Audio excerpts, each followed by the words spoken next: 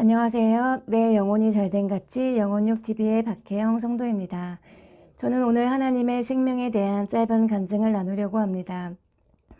저는 자가 면역질환으로 인해 폐 섬유화가 진행되어 2018년 7월에 하나님의 은혜로 기적적으로 폐를 이식받게 되었습니다.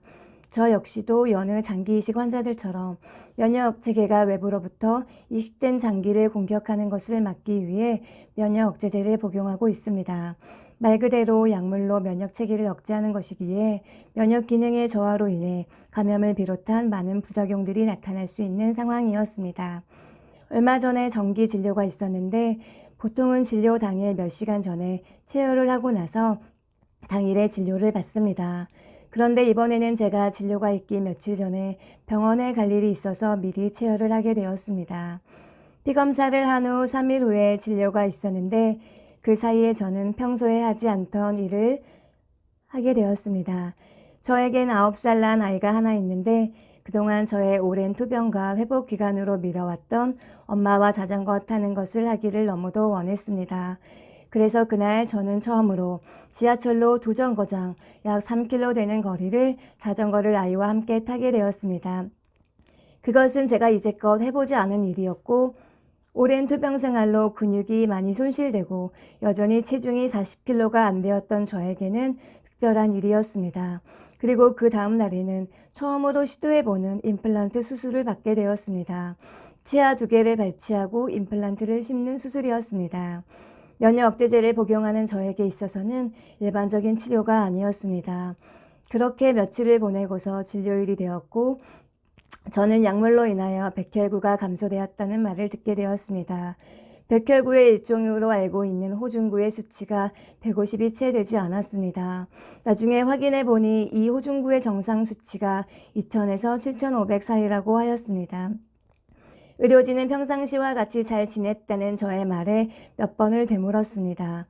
힘들지 않았는지, 열이나 설사가 나지는 않았는지 여러 번 확인하였습니다.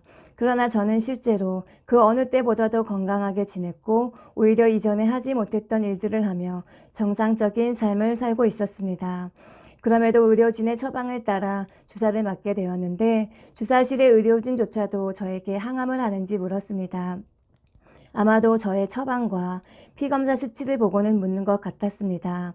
그리고 실제로 호중구 150 미만의 수치는 의료진이 눈여겨보는 수치이며 항암을 하는 환자들에게서 보이는 수치라고 하였습니다.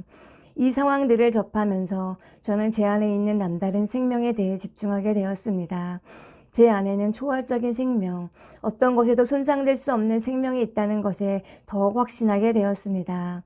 제가 수술을 받은 지 1년 반 정도가 되어 가는데 제가 그동안 집중한 것은 다른 것이 아니라 제 안에 있는 하나님의 생명을 묵상하는 일이었습니다. 그 생명은 불멸의 생명이며 초월적인 생명입니다. 주 예수님은 그분이 부활이요 생명이라고 말씀하셨습니다. 부활의 생명, 사망이 붙잡아둘 수 없었던 바로 그 생명입니다. 그 똑같은 생명이 제 안에 있기에 저는 그 생명으로 말미암아 세상과 의학을 초월하여 살아갑니다. 그 생명으로 인해 무슨 독을 마실지라도 해를 받지 않습니다. 그 생명을 지속적으로 깊이 묵상할수록 내 몸에 그 생명이 역사하는 것을 경험하였습니다. 저는 제한적인 삶을 살기를 거절합니다. 그 생명 안에서 모든 것을 다스리기로 선택합니다. 예수님께서 가져오신 영생을 받았고 그 생명을 최대한으로 누리며 살아갈 것입니다. 제가 지속적으로 깊이 묵상했던 말씀은 요한복음 11장 25절에서 26절 말씀입니다.